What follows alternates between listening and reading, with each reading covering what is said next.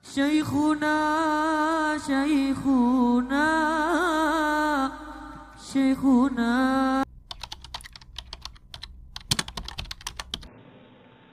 Hadirin wal hadirat yang kami muliakan, kita semuanya sudah belajar, sudah tahu, bahkan di sini banyak masyayikh, keluarganya para masyayikh, ceritanya orang-orang sukses yang telah ditemui oleh yang mulia Nabi besar Muhammad sallallahu alaihi wasallam di bulan Rajab, 27 Rajab yang baru berlalu beberapa minggu yang lalu. Nabi kita di antara acara terpentingnya malam itu, di samping yang terpenting yaitu mendapatkan perintah sholat 5 waktu untuk umat beliau, beliau ketemu dengan para anbiya, manusia-manusia yang termulia. Ternyata bersama para anbiya bukan hanya beliau-beliaunya saja, sekian banyak pengikut-pengikutnya para anbiya diizinkan untuk menyertai para anbiya di langit pertama, langit kedua, langit ketiga, langit keenam, di Baitul Ma'mur. Bahkan sebagian umat Muhammad yang telah wafat mendahului Nabi Muhammad, Nabi kita bertemu dengan arwah-arwah mereka. Ketika beliau sampai ke Baitul Ma'mur, mereka datang kepada Nabi kita, mengucapkan salam kepada Nabi kita. Nabi kita pun balik mengucapkan salam kepada beliau-beliau. Bagaimana dialognya Nabi kita dengan Nabi Ibrahim? Beliau salam kepada Nabi Ibrahim, kemudian Nabi Ibrahim menjawab salam beliau. Bagaimana Nabi Ibrahim pesan untuk umat Muhammad?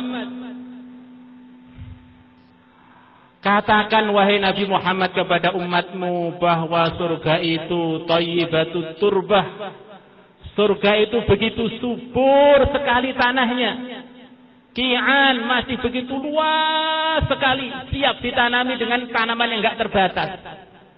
Maka saya sarankan umat kamu untuk banyak menanam tanaman di surga supaya banyak membaca subhanallah walhamdulillah wala ilaha illallah wallahu akbar.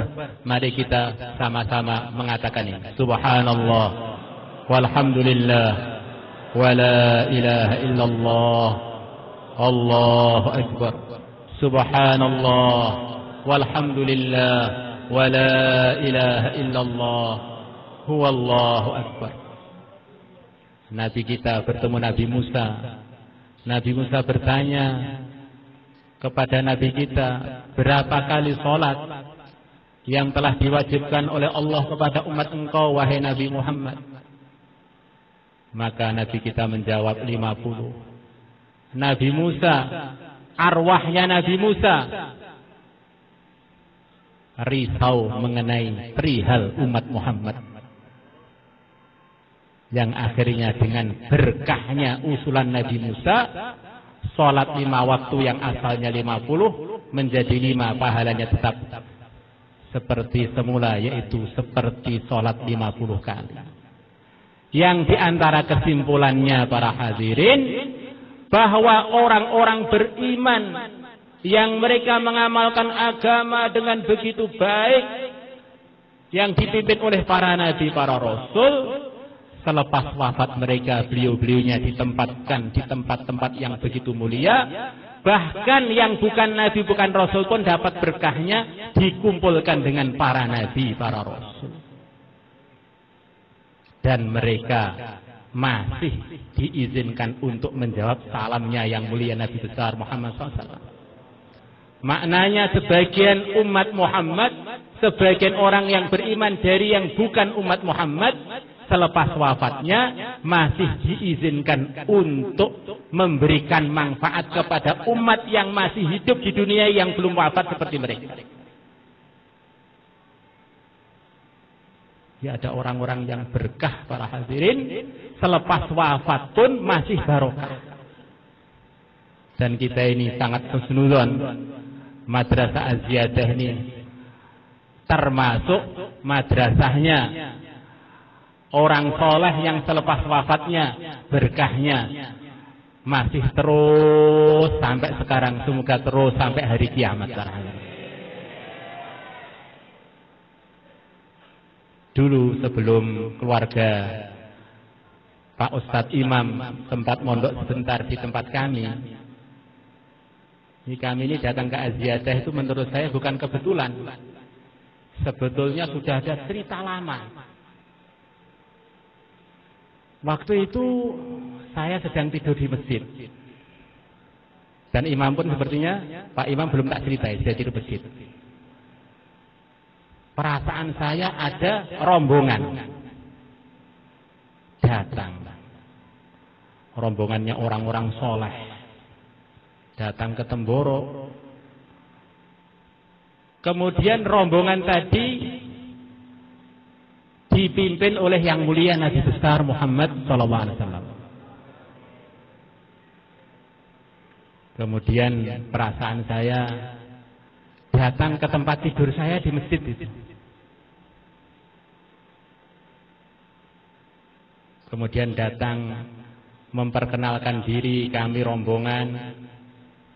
Di sini ada Rasulullah, kita mau nitip cucu saya di sini. Katanya perasaan saya Rasulullah bilang begitu. Siapa namanya? Perasaan yang dititipkan itu imam ini. Maka saya heran, imam itu siapa sih kok ada imam gitu misalnya. Maka saya bangun ketemu Kiai Uzairon waktu itu masih hidup. 2004 masih hidup. Maka saya bilang, Kang, saya mimpi kok aneh, ada rombongan di situ ada Rasulullah. Kemudian ada datang pada saya katanya mau nitipkan cucunya namanya Imam. Apa ada santri baru namanya Imam nemui antum ini? Enggak ada, katanya enggak ada. Selang berapa hari Pak Sugiarto itu datang rahimahullah ke tempat kami bawa imam mondok sebentar di tempat kami. Masya Allah. Terus selepas itu kita nggak bertemu lagi dengan imam lama puluhan tahun. Kok tiba-tiba saya sampai ke tempat sini yang sama sekali di luar dugaan saya. Jadi sebelum ada silaturahmi jasad saya ke sini, ini keluarganya imam secara ruhani itu pada datang ke Temboro masrahkan imam itu, masya Allah. Maka tak anggap ini masya Allah. Keluarga Aziyadah ini ada karomah-karomah yang luar biasa. Semoga menjadi bagian dari cerita Isra Mi'raj tadi, bahwa sebagian arwahnya orang beriman, arwahnya orang-orang soleh, walaupun sudah wafat masih bermanfaat untuk yang hidup. Di antara yang paling bermanfaat tentu saja yang mulia Nabi besar Muhammad SAW.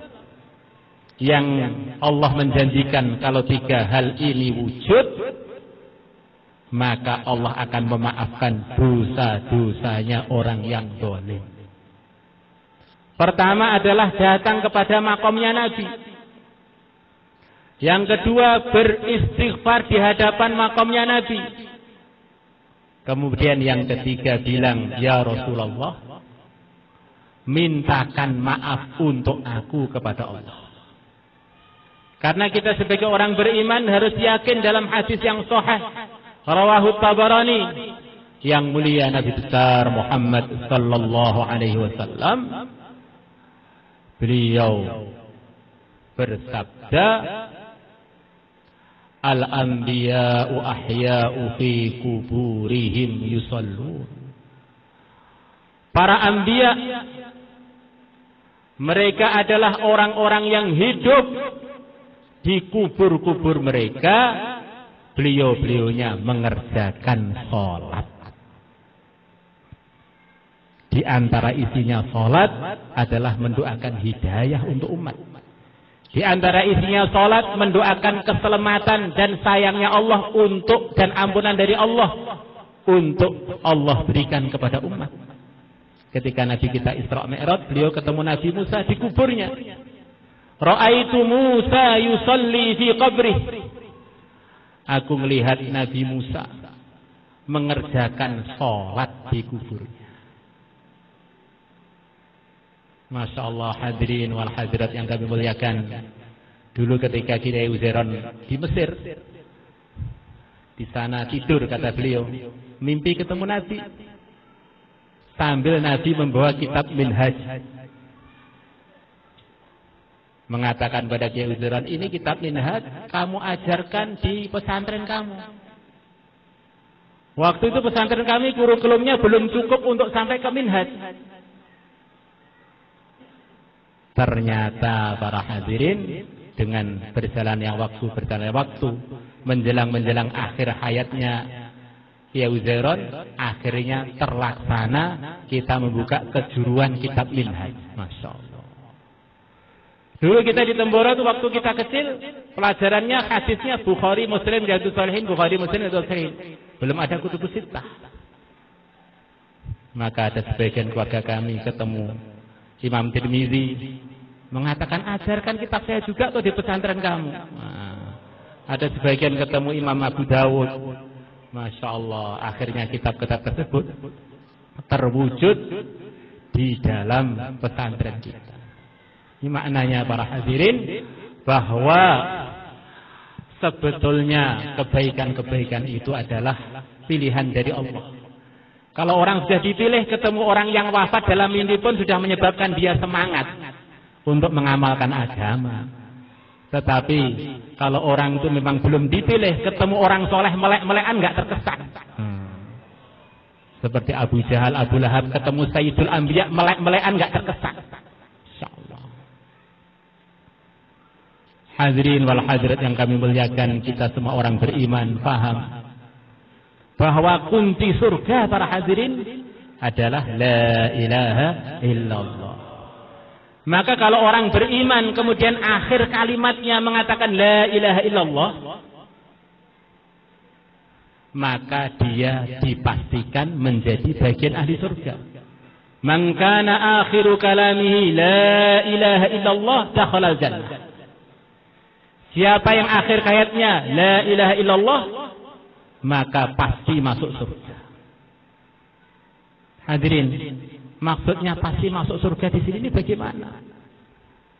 Orang itu tidak beriman, berbuat segala macam keburukan, mengatakan la ilaha illallah sekali, dengan yakin seluruh dosanya terhapus.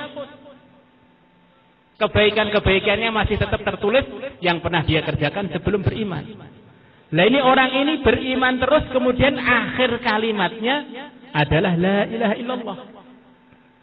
Maka banyak ulama berhusnudzon, orang yang asli beriman dan sudah beriman sebelumnya, kemudian akhir kalimatnya adalah la ilaha illallah, ini bukan hanya sekedar dakhalal jannah biasa, tetapi dakhalal jannata bi ghairi hisabin wala azab. Semoga termasuk kita.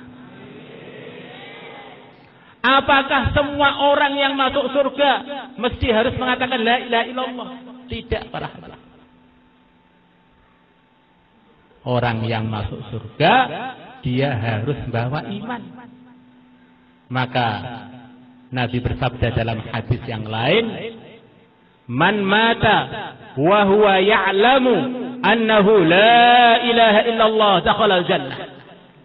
Barang siapa wafat sedangkan dia yakin bahwasanya tidak ada Tuhan yang berhak disembah selain Allah, maka dia akan masuk surga, pasti akan masuk surga. Maka kalau orang zahirnya salat, zahirnya muslim, walaupun akhirnya tidak mengatakan la ilaha illallah, maka dia harus dikuburkan di tempatnya orang-orang Islam. Sekarang ada pertanyaan lagi. Apakah orang yang akhir kalimatnya mengatakan la ilaha illallah mesti lebih tinggi derajatnya melebihi orang yang akhir kalimatnya tidak sempat atau memang tidak mengatakan la ilaha illallah tapi dia orang beriman? Maka jawabannya hanya satu, tidak mesti. Bisa saja orang yang tidak mengatakan apapun kemudian wafat itu lebih tinggi derajatnya melebihi orang yang akhir kalimatnya la ilaha illallah.